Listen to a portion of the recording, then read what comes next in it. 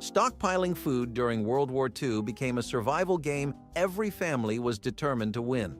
They turned it into a challenge, experimenting with unique foods that could sustain them through the war. Sounds odd to make stockpiling fun, doesn't it? Just wait until you hear what they came up with. So we're going to start off with Ration Chocolate, which, when imagined, was rooted entirely in the need for something like that thanks to the war. Especially during the second one, though it was developed all the way back in the First World War. You could probably call this kind of thing the first kind of protein bar, since it was exactly like that for soldiers. They needed some way to get transportable, high-energy, high-protein nutrition that was fast and easy to eat. Plus, it needed to be easy to store and something that could deal with the fact that conditions weren't going to be ideal for a while. Actually, one of the most famous bars was made by the Hershey Company exclusively for use in wartime by soldiers. It was known as the D-Ration bar, and it was created with around 600 calories. This thing wasn't like your average chocolate bar at all.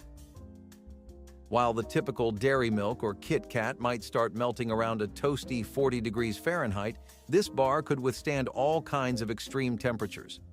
Other rations were also developed, like the K-ration.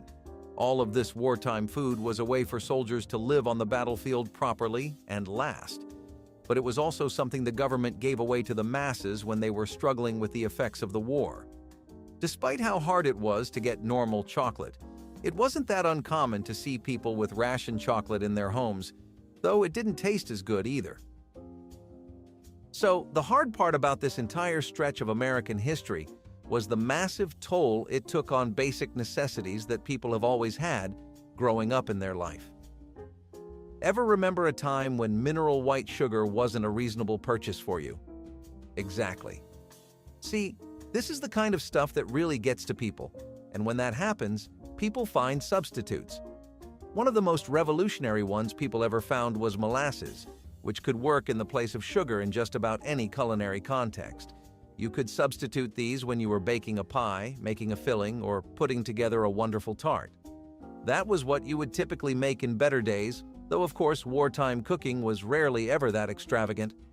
Still, thanks to how cheap molasses were, it was easy for people to stockpile them. This meant that people got to enjoy sweet desserts in times like these, times where they really needed them, when it really mattered. Thanks to the massive shortages of food that happened during World War II, it became a pretty normal fact of life for people to constantly live off of dehydrated vegetables. I can't begin to overstate how starved people were of basic everyday goods they used to always have the money for and, moreover, were always available in stores. The lack of both of these basic assurances of your day meant that a lot of people's daily script from 8 to 9 a.m. to 10 p.m. was completely flipped on its head. Suddenly, the question of, how am I going to feed my family, became very real. Unfortunately, while questions like that were easy to ask yourself, it was hard to come up with an answer. Dehydrated vegetables were one of the first solutions people ran towards because they were easy to grow and easy to store. But even that had a lot of issues. People who had lived their entire lives in urban centers began sprawling to whatever land they could to grow crops in an attempt to boost their rations.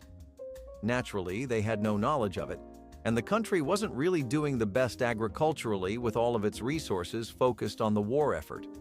Lots of crop failure was common. Despite that, some celery, carrots, and onions saved the average American household during the war a lot more than government intervention ever did. During the Second World War, a lot of basic rationing food was cooked up by the government thanks to that intervention and those relief efforts that I'm talking about.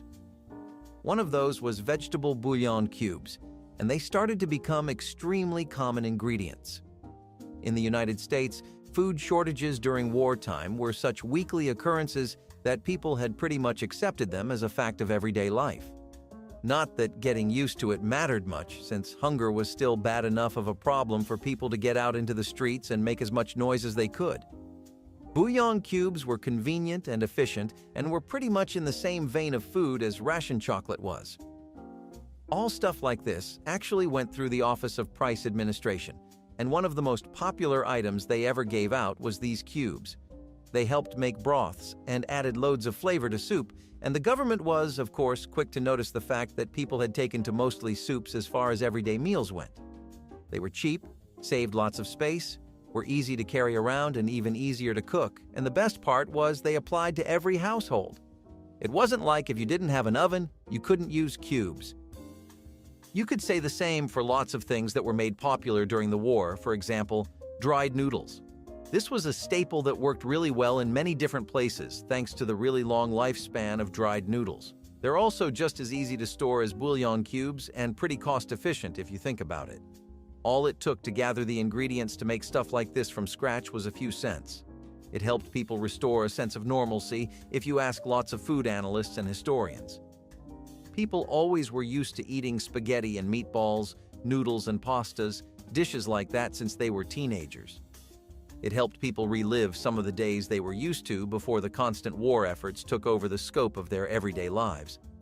Plus, people often used bouillon cubes along with their dried noodles. It was things like that, which when people put together one by one, eventually started to look like something resembling a real plate of food, and that meant a lot at the time. Powdered cheese mixes, on the other hand, were a different kind of relief for the masses.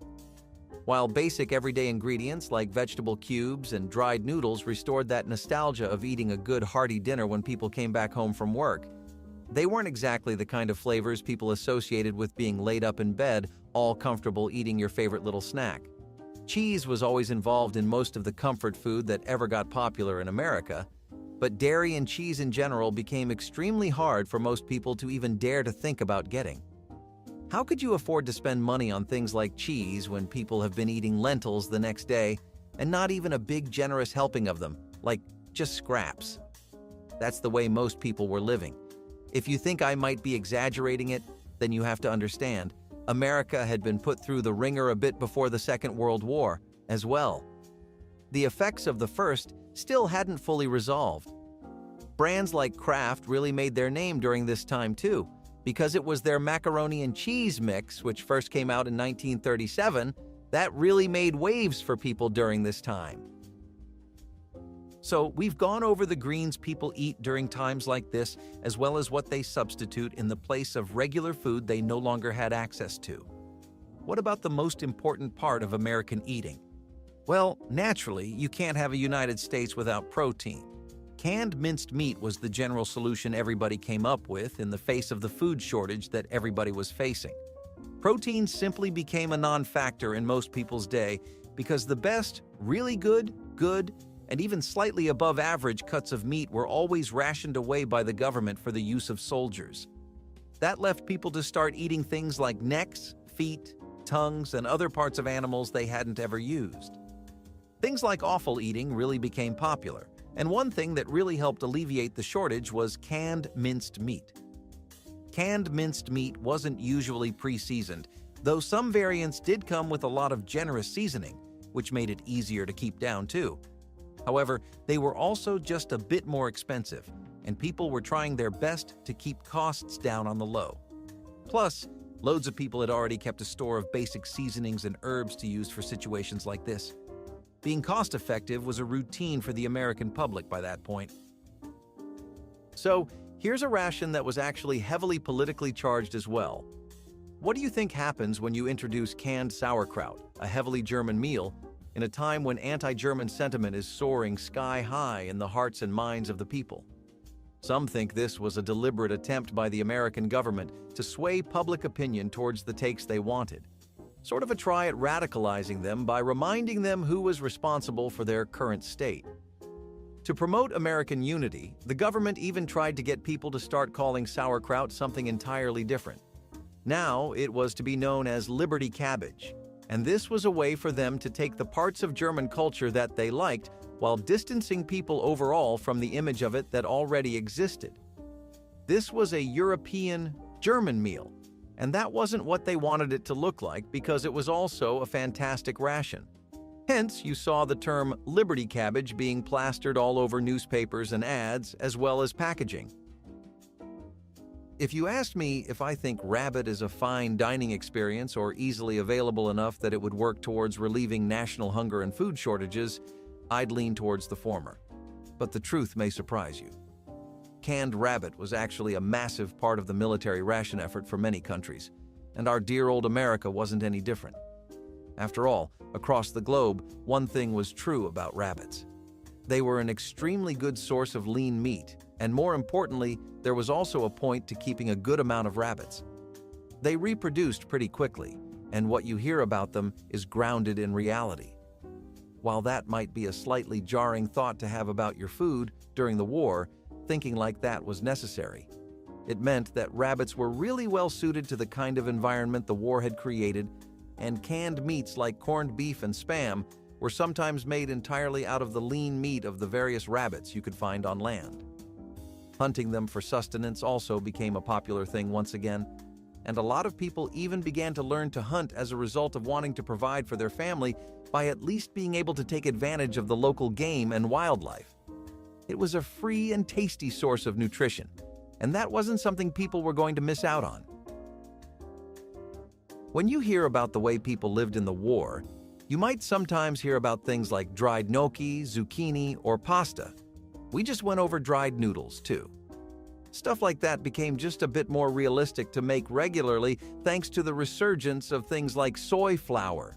See, the difference is soy flour was made out of defatted soybeans. These soybeans have been roasted and put into a powder that makes them, for many reasons, exactly the kind of thing you would want during a war.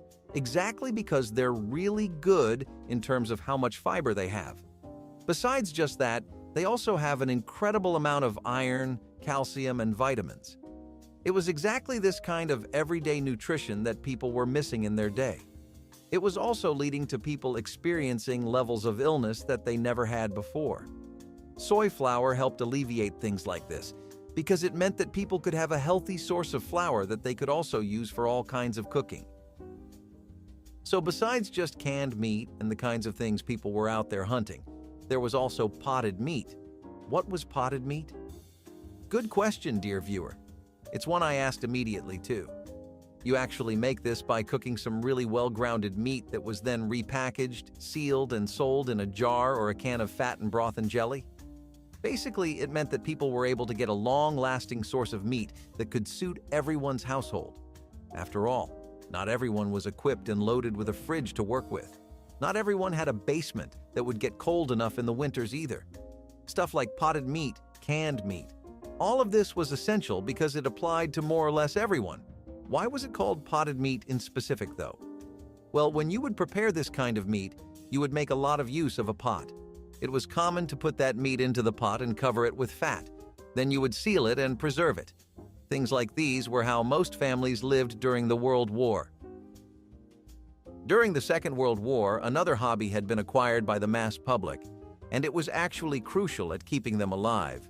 Lots of people began foraging for dried mushrooms. See, it wasn't a hobby per se for people who were living in rural areas and on the outskirts of society. They had pretty much been very used to already foraging for things and also got ahead of the game when the trend first took over.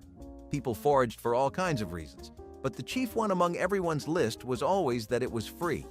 It was the best thing to do and the best thing to look for during the war too, because mushrooms, more than anything else they were so good at doing, they could add an incredible amount of flavor to whatever it was you were making. This meant that people could enjoy meals once in a while too. I know you might have expected a practical reason like how they grew around the environment, the many nutritional benefits of mushrooms, or how long they last. But honestly, people were tired of always thinking about the pros and cons of something. Being logical is an effort, not a trait, you know? Takes energy. Energy was something people desperately lacked because they barely had any sources of joy in their day, and the fact that they could get morels, porcini, even shiitake mushrooms every once in a while definitely cheered them up during their day.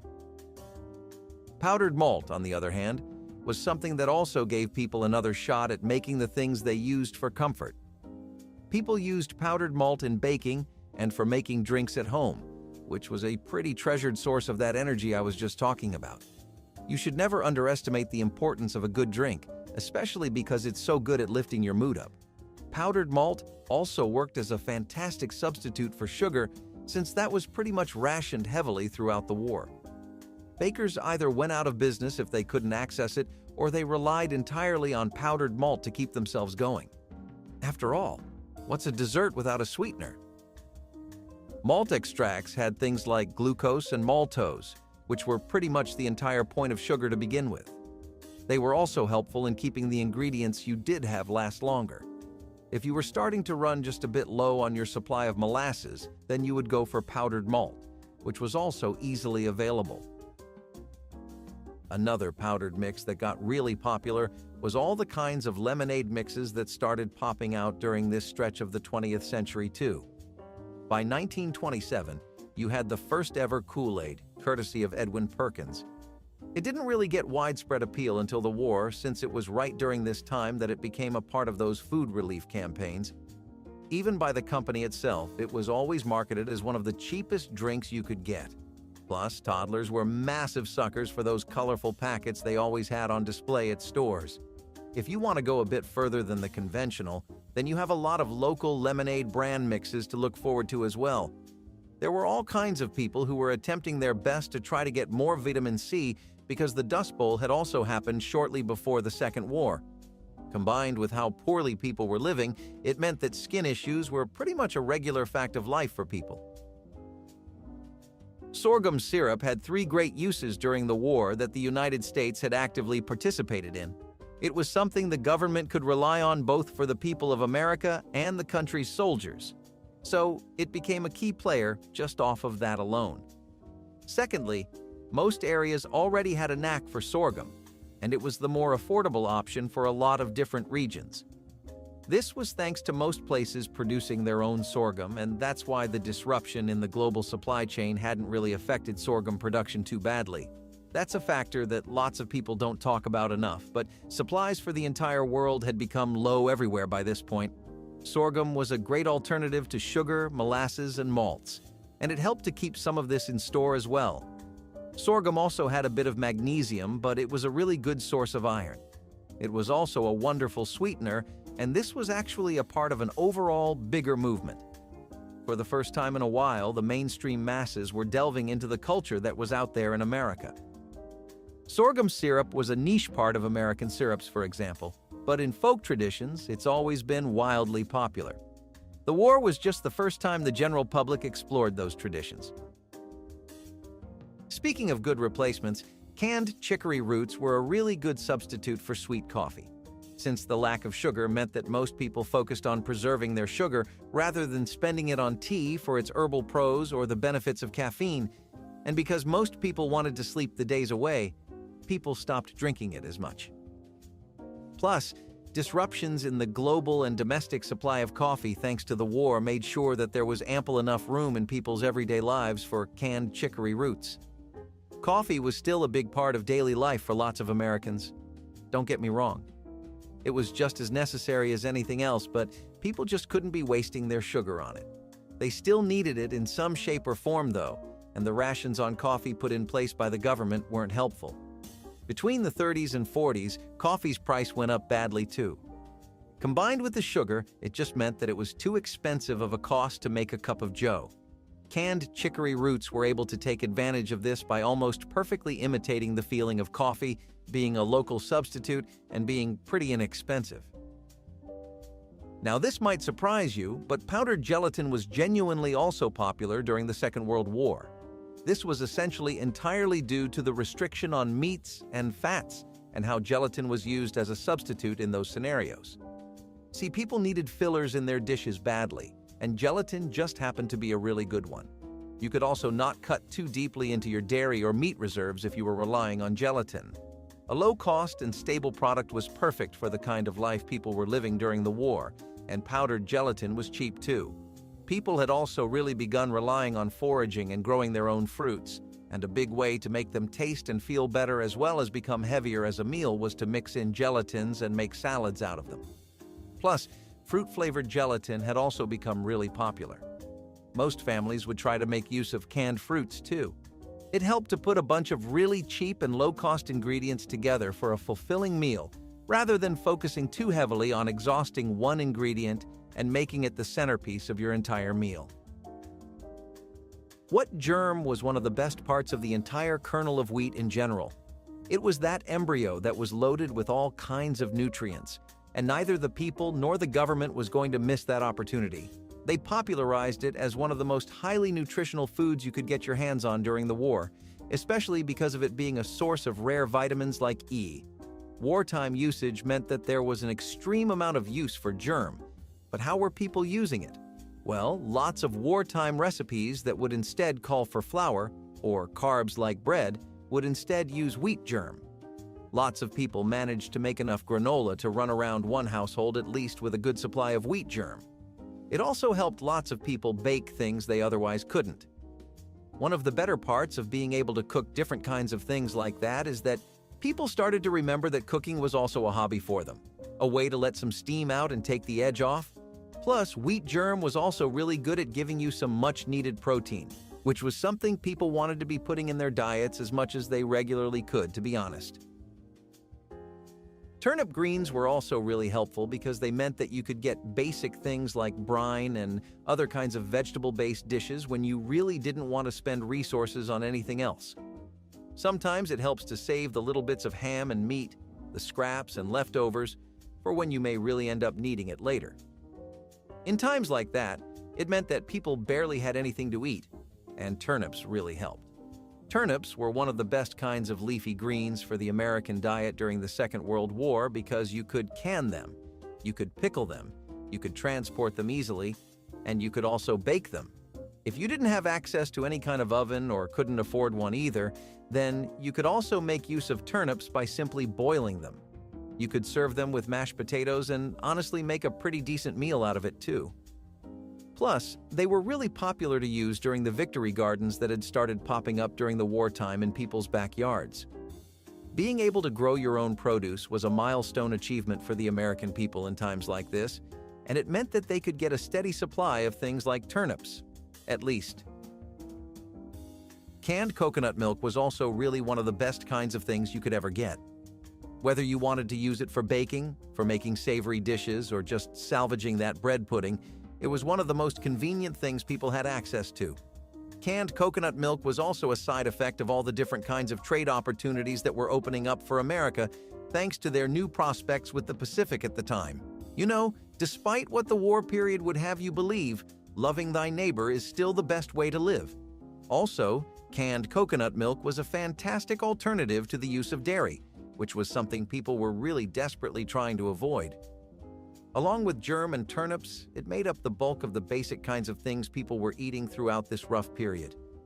Canned coconut milk was also a part of the larger efforts of the government to keep nutrition somewhat manageable throughout this time. The back-to-back effects of the recession and the Dust Bowl on top of the Second World War, people were really struggling badly to keep up with their health in this time. Coconut milk was something you could literally prepare on an open fire too, which meant that it was really manageable for everyone to handle. You wanted things that required the least amount of kitchen appliances possible during a time like this. It meant that it was a lot more applicable to the places that were struck the hardest by everything going on in the country at the time of the 1930s. So, one of the most commonly used substitutes for sugar in the war period was easily barley malt syrup. Do you enjoy baking things?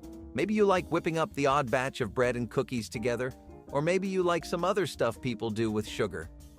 Candies, syrups, and lots of sweet treats wouldn't be the same without all their sweeteners. We wouldn't even have good old root beer without it. Barley malt syrup helped people in the making of all of this, including bootleg alcohol that they would make using moonshine in the comfort of their own homes. While of course its usage after the war was nothing to write home about, during the war it spread like absolute wildfire. This was also because barley malt syrup was one of the best preservatives around. It was used to make jams and other kinds of fruit preserves. The idea was to get as much as you could of what would last for as long as possible, so in that regard I get it. It was popular domestically in homes, and it gave industrial food producers a chance at a low-cost sweetener too, so really, nobody really hated this. Canned liver spreads were a part of the several different kinds of processed foods that those same industries I'm talking about started whipping up to help with the relief efforts. There was a massive need for food that was nutritionally sound and also really convenient. Some people think that the over-reliance on convenient food that was a last-ditch Band-Aid fix instead of actual proper channels of distribution for food that dealt with the shortages is what led to Americans and their whole deal with convenience food culture. Wartime rationing was badly handled, and that's just a historical fact. Canned foods made life easier for both soldiers and civilians in general. They were the kind of stuff that would last you months and would also be a good source of much-needed protein. People started to eat different kinds of animal meat that they never had thought of eating before, and canned liver was a part of this. While liver itself was common in some traditions and cultures, such as Native American cultures, Middle Eastern communities, and indigenous tribes across America, it had never hit the suburbs like it did during this time. Canned liver spreads meant that your average breakfast consisting of homemade stale bread, crackers, and toast also was just a bit more exciting than usual. Speaking of influences from different cultures, lots of Americans began to take a lot of advantage of pemmican. This was typically something that was always a Native American food, and it had a massive part to play in how people were going to be eating during the Second World War. Its use was a bit niche, and it was definitely heavily regional. If you weren't living in the right place, such as the western parts of America and the South, you would almost never encounter this. The U.S. military had the opposite experience with pemmican, on the other hand. They wanted food that was high-calorie and easy to carry around, and this is exactly what pemmican was like. It was typically made by drying bison, which have an extreme importance in Native American culture. It was very important for bison populations to be treated with respect, but the over-reliance on pemmican meant that they were also farmed and butchered more than they usually ever would have been. However, this also meant that traditional pemmican was the perfect thing to eat during the war. Canned applesauce powder was something that hadn't really taken solid form as a concept until the war. There was a lot of use for drying fruits and vegetables as a way to help extend the shelf life of people. It was really hard for people to get vitamin C, and applesauce itself was a really good pureed form of apples that was helpful in providing exactly those kinds of vitamins that people lacked. The inherent sugar that apples had was also something that really helped the population during this time. Dehydrated applesauce was common, but to make it in the form of powder wasn't something that people had experimented with. The technique for this came about thanks to the war efforts, and it was entirely a gamble to make applesauce more transportable. Can you imagine the government delegating real-time resources and efforts to making applesauce easier to carry? It actually does things like that very often. The aim was to make something that both civilians and soldiers could benefit from, and I think they nailed it. Ever become fond of plum pudding around Christmas? The culture and tradition surrounding that actually started thanks to the Second World War. Most people would typically make their plum pudding with a lot more fanciness than they did back then, but canned plum pudding was something people were thankful to be having at all. After the Pearl Harbor attack, there was an extreme increase in the intensity of the overall war effort. This was a time when rationing hit the people basically the hardest, and almost every basic necessity was immediately taken away from people. They had no way to cope, and to be fair, the entire script was just flipped on its head. Lots of different parts of the government tried to make canned plum pudding out to be one of the top combatants against hunger for people, and they were somewhat successful. Many people did buy this and use it in their baking and daily cooking, but it also didn't work as well as they had hoped. Lots of people lived too far away from the places and stores that were selling it, and the massive amounts of shortages meant that people would finish up supplies long before the people living far away ever got to them. Beef barley soup is but a humble dish that comes right from tales of peasant wives making hearty breakfasts for their families. Sorry for sounding like a Lord of the Rings extra for a second. Really though, beef barley soup is as vintage as a recipe can get. Barley itself is one of the most ancient grains we have, not just in the States, but all across the world. Again, the idea of pairing it with beef is something we took from our European buddies that immigrated to Uncle Sam's greener pastures. When they weren't looking so green, and trust me, the 1930s and 40s were a long time, it was in everyone's mutual interest to play it smart. By that I mean there was a lot of inspiration to take from all the different communities around in the States. What is America if not a melting pot of different cultures? Beef barley soup used a lot less meat than the recipe typically calls for. but the substitute of roasted vegetables really brought it all together in a wonderful way. It was now not just a peasant dish for field workers, but something everyone had daily, because it was the best they could get. It was rare to get protein from actual meat during that period, but that didn't stop people from fulfilling their cravings by dabbling in mock cuisine, such as the popular mock fish fillet. While this did not actually use fish, it imitated the texture and flavor with pints of milk brought to boil, ground rice, chopped onion, and leeks, with the end being a good stir in a properly beaten egg. What you had was an excellent mimicry that felt close enough to the real thing while being distinct and offering a new experience. Nowadays, this recipe is used in vegan communities, but its origins come from very anti-vegan places, and it would be a great substitute for actual fish and chips as well. The magic of salt pork was always something you could count on during the Great Depression. This heavily salted slab of fatty meat was a lifeline for families trying to stretch meals to infinity and beyond.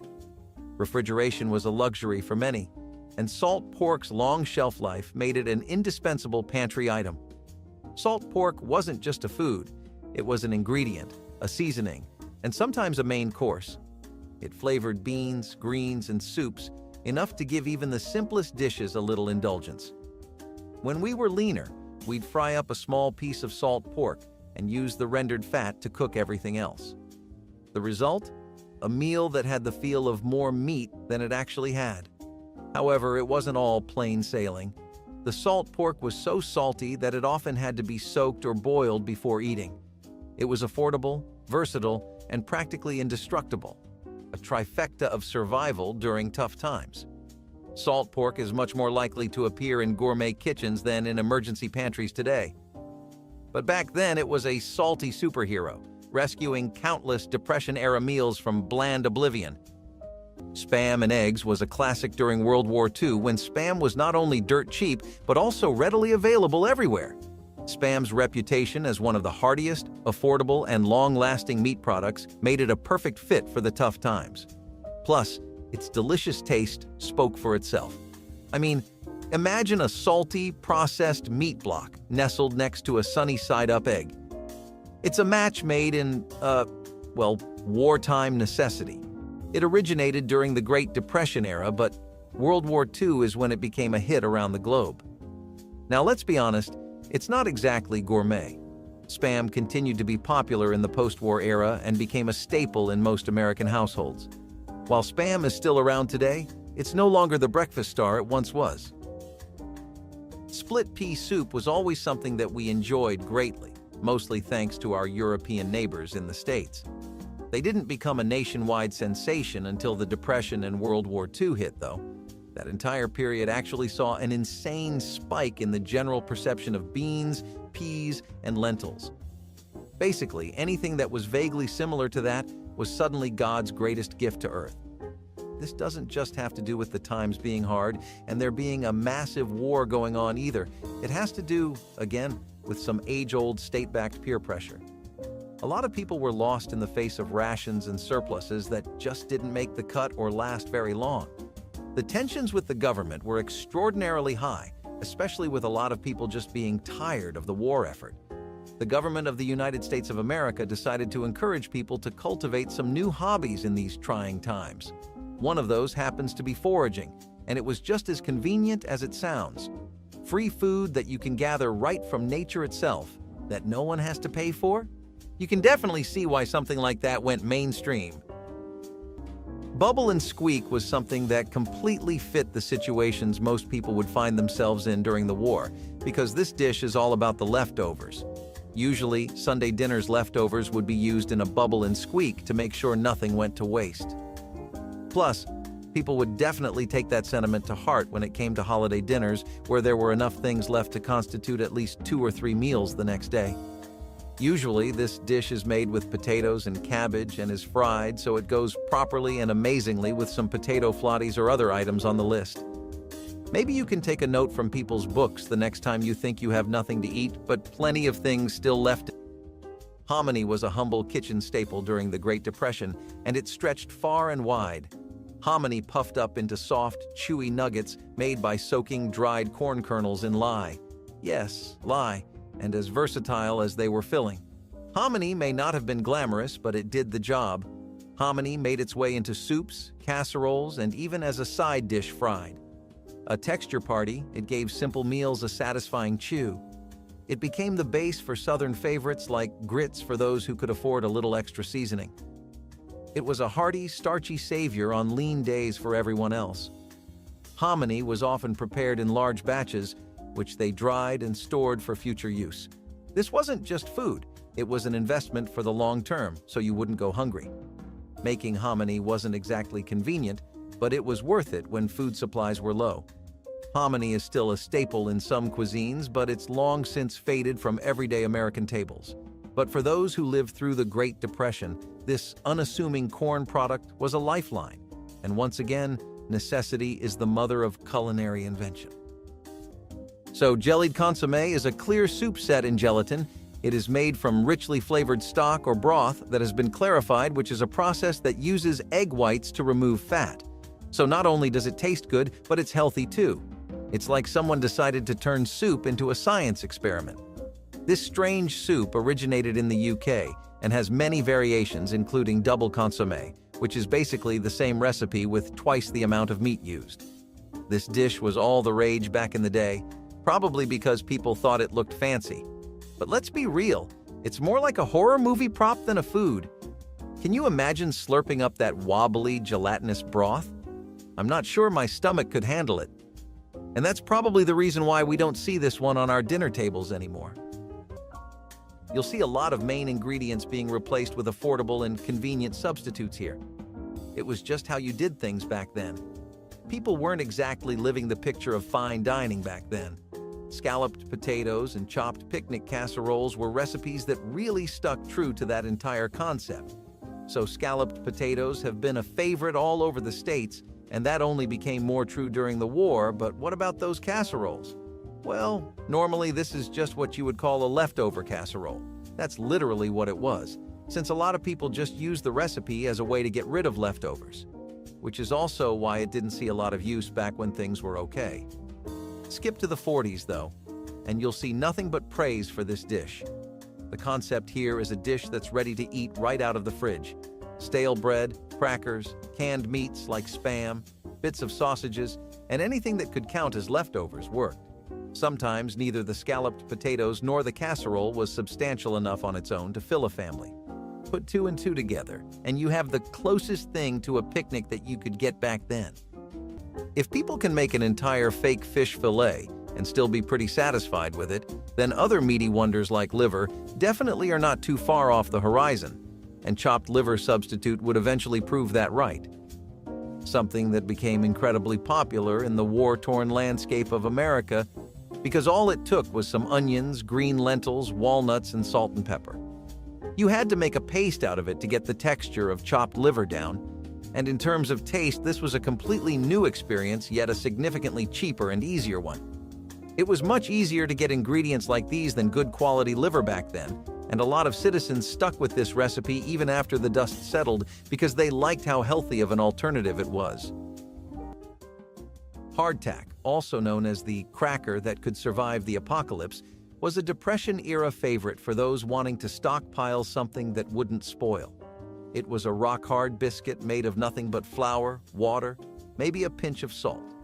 Nothing special, but dependable. Hardtack was a legacy food, one with military rations and sailor diets pedigree.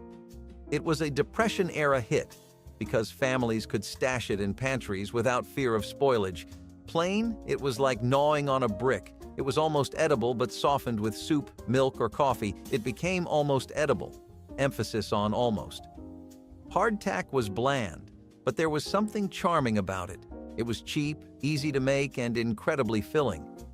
It was the base for many families' meals when ingredients were scarce. It thickened stews, broken into crumbs, or was an impromptu plate when real dishware wasn't an option, left whole.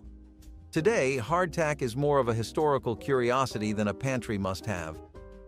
However, during the Great Depression, this humble cracker represented resilience.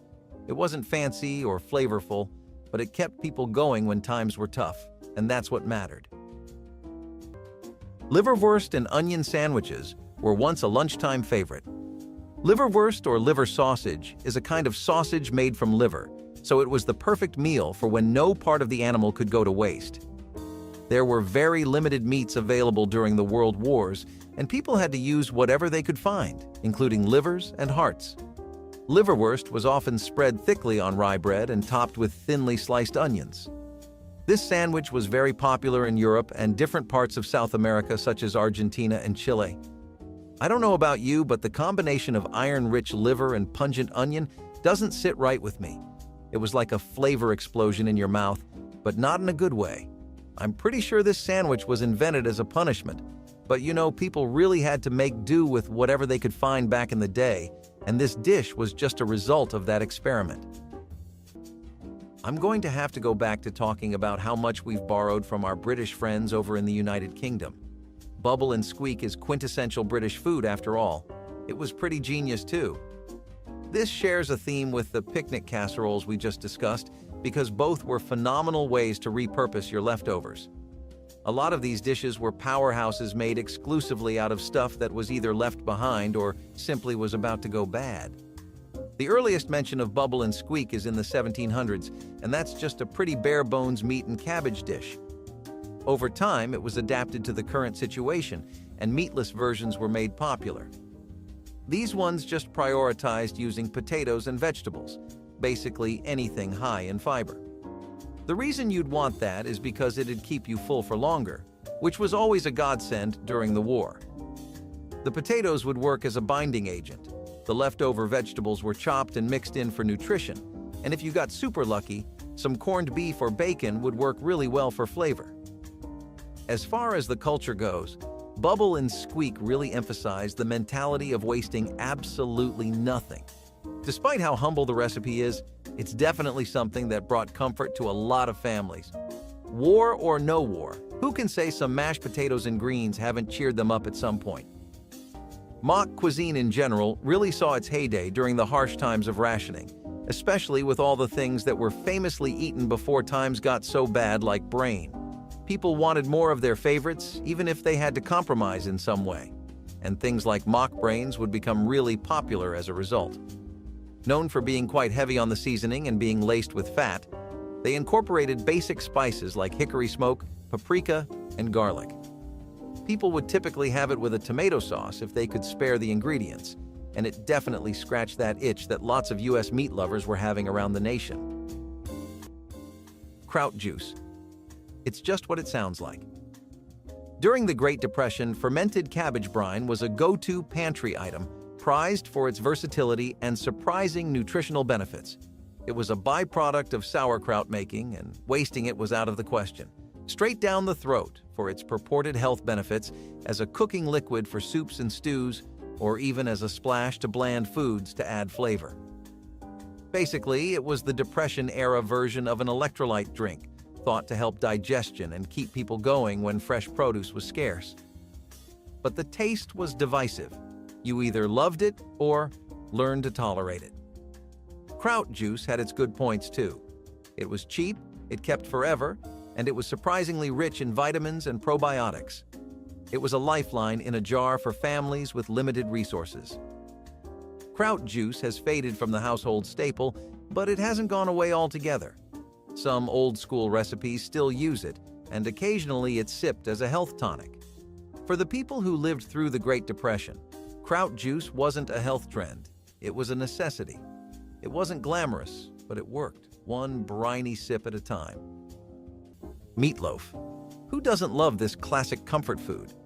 But what happens when you get a sweet craving and add a little twist to it? Well, you get meatloaf with brown sugar glaze. Meatloaf is a traditional German, Scandinavian, and Belgian dish, and it is a cousin to the meatball in Dutch cuisine. But a brown sugar glaze? That's where things got exciting. This dish was a culinary experiment of the way days, and it's safe to say it was a huge success. Every continent came up with their own variations of this dinner, and it became a centerpiece at every dinner table. It was basically combining ground meat, breadcrumbs, and spices, topped with a caramelized brown sugar and ketchup glaze. What could go wrong with that? Meatloaf is still a staple for most people around the world, but you don't really see it get paired with a brown sugar glaze anymore. It was just a post-war craving, I guess. So you might be surprised to hear party franks on this list. Just because the times were as tough as they were doesn't mean people forgot how to have fun. Party franks today are pretty much just an appetizer at family gatherings and potlucks, but back then, it was totally different. There was this entire concept of community-based cooking that was pretty much exclusive to that time period. Neighborhoods would pool their resources and pantries together. They'd cook up a storm for the whole block, and it would leave everyone fulfilled and satisfied. The idea was that people would get more variety, nutrition, and overall food if everyone shared an agreed amount from the get-go. Party franks were perfect for situations like this because it was extremely easy to prepare for an entire group of people. When I say group, I mean at least a dozen plus, not a family of 4. You'd have pigs in a blanket with sausages wrapped in leftover dough, or you'd have them sliced into tiny bits and added to stews, soups, and sometimes even sandwiches. It was a little way to add some flavor and style to otherwise pretty plain meals. People that grew up during World War II will know that mixing sawdust with bread to fortify it so that your supply would last twice as long is not quite the urban myth it is made out to be today, but rather a sad fact of a dark time that people would prefer to leave in the past. This was something born purely out of necessity and a lack of basic necessities like flour. Since it was becoming so scarce across America, people's supplies of bread were running out fast and often. Bread was the only thing families had to eat too. With even that comfort gone, people took to mixing sawdust, which you could even taste in the bread. In some cases, it made the bread go bad faster, such as people when used too much of it. But in most other appliances of this technique, it worked as a filler when nothing else could be used as one. This would also set up a trend of consuming fiber in the 70s, even though most companies used cellulose fiber that was made from sawdust. So it actually does have quite a history in America. Canned ham was like the instant ramen of foods back in the post-war days. In 1940, it started gaining traction as the miracle meat during World War II. It was also transported as an aid to Great Britain and the Soviet Union. Canned ham was nothing fancy, which was the best thing about this meal. It was perfect for busy households or people on the run. Plus, its long shelf life was like the cherry on top. Back in the day, this was a convenience food dream come true. No fuss, no muss, just a whole lot of ham. But let's be real. Fresh ham is where it's at. Unless you're stranded on a desert island, I'd stick to the deli counter. We don't need to punish ourselves with canned meat anymore, which is why this dinner has become a part of ancient history. Smoked picnic ham with brown sugar was another really inexpensive way to stretch ingredients without breaking the bank. You might not know, but refined sugar actually pretty much became a myth in homes back then. In more bougie neighborhoods, sure, you'd pop open a cabinet and see some sitting pretty, but for everyone else, that just wasn't the case. Refined sugar was a rarity and also an expensive ingredient to buy. Brown sugar, on the other hand, was the perfect fix. Cheap, available easily, and barely distinguishable, it was the backbone of a lot of wartime cooking. Also, the smoked picnic ham isn't really authentic either, at least not in the way you're thinking. Ham usually is made from the hind leg, but picnic ham is cured, and it's cut out of the shoulder. It's got mostly the same texture, but it's a bit on the cheaper side because it's tougher and has a higher fat percentage, which wasn't really a bad thing. I mean, the people were definitely lacking some of that in their diet. Smoked picnic hams with brown sugar were most regularly made around things like Thanksgiving and Christmas. It was a nifty little way to make everyone feel like they were celebrating. Real quick, if you're loving this content as much as we loved making it, hit subscribe to stay connected and help us reach even more amazing folks like you. So, for onions stuffed with grape nuts, you needed nothing that fancy, not even a lot of seasoning outside of your basic salt and pepper. All you needed was 1.5 cups of pork sausage meat, some melted fat, ketchup, and if you could spare some strips, then bacon. Of course, the key player, grape nuts, would come later when the onions would be chopped and diced mixed with the sausage and the other ingredients. This was then baked for around 40 minutes, and the outcome was a resounding yes from everyone at the dinner table. Dishes that were simple but incredibly effective at filling everyone and leaving them with a happy smile were the holy grail of the 40s and 50s. I never knew fat could be the unsung hero of the Great Depression. Sweet, the solid white fat from the loins or kidneys of sheep and cows, was much more than a pantry staple.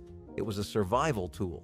Sweat was once prized for its versatility, being used in cooking, baking, and even non-food uses such as making candles and soap. When resources were scarce and people had to make the most of every morsel, it was the original all-in-one solution. Sweat was a game-changer in the kitchen. It gave the dishes of meat pies, puddings, and dumplings richness, which helped to make them hearty enough to stretch a meal for an entire family. During the colder months when energy reserves were important, its high-calorie content made it essential. Suet wasn't just for savory dishes either, with recipes like suet pudding turning this otherwise savory staple into a sweet one. In addition to its utility, suet was available. It was often considered a byproduct by butchers and sold cheaply, so even the most cash-strapped families could afford it. It was also easy to render and store and kept for months when properly handled. Suet has pretty much disappeared from modern kitchens, but it occasionally makes an appearance in traditional recipes. It was more than just fat to those who lived through the Great Depression. It was a lifeline in lard's clothing. Creamed chipped beef on toast, often referred to as SOS, was a popular military meal that made its way into civilian kitchens. Now, this one was equal parts comforting and questionable. Think of it as dried beef, reconstituted into a creamy, salty sauce, and then plopped on top of toast. It's like someone tried to make a fancy grilled cheese, but accidentally ended up in the Weird Food Hall of Fame. I'm not saying it's bad, but it's definitely a unique flavor profile. It was also known as fizzled beef and was served as breakfast in many diners across the U.S. during the post-war days. And it wasn't just limited to toast. Chipped beef was also often served on bagels, English muffins, biscuits, home fries, rice, mashed potato, and in casserole. Some people even tried flavoring it with Worcestershire sauce. Yeah, now we're talking. This one's faded from our dinner tables but hasn't been able to escape our memories just yet. Potato cakes were pretty much the go-to option for almost everyone during the war period. You have to keep in mind that the country was still juggling the effects of the Great Depression too. Both of them in tandem really made it hard for people to get much else. As good as potatoes can be, especially when you serve them up in cake form, it can get a little stale. When you eat it as much as they did, it gets pretty hard to be excited for it. One way to really spice them up was to pair your potato cakes with fried onions. Sounds simple, but that's pretty much what sums up wartime cooking. Simple, efficient little tricks that make a world of difference. Potatoes were already a wartime staple. They were the easiest crop to grow around, and both rural farmers and government bigwigs took notice of that. This was a simple and amazing way to get some easy comfort and keep bellies full. Also, another thing that made these really easy was how much people traded potatoes and onions. It was really common to barter with vegetables. That meant that the recipe got around. It was in community cookbooks too, so there was no shortage of positive PR for it. I guess you could say it's pretty deserved, wouldn't you say? Cottage cheese being used as a substitute for meat is another factor of cooking that you probably never thought was possible, but is actually well documented. Even the Department of Agriculture agrees that it is a pretty rocking substitute for meat as it contains a lot of protein. And when you need to get your macros in on a budget, you cannot be complaining about the source. Sure, everyone would love to fulfill their battle-action protagonist fantasies of chowing down trays and trays of meat, but we only need so many grams of protein in a day to make a bulk. Dry curd cottage cheese especially contains more protein per pound than beef or lamb, and only chicken and veal beat it at that game. It seems there is a lot of cooking know-how that can be picked up from Americans living in those times. When the Great Depression hit, sorghum syrup ruled the roost as the king of sweeteners. Honey maple syrup be damned. This thick, golden brown liquid was made by boiling down the juice of sorghum cane, and it was a lifeline for families trying to sweeten their lives without breaking the bank. It was affordable and versatile enough to earn a permanent place in Depression-era pantries.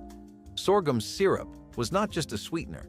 It was a source of vital nutrients such as iron, calcium, and magnesium. It wasn't just tasty, it was functional, in an era when balanced meals were often a luxury.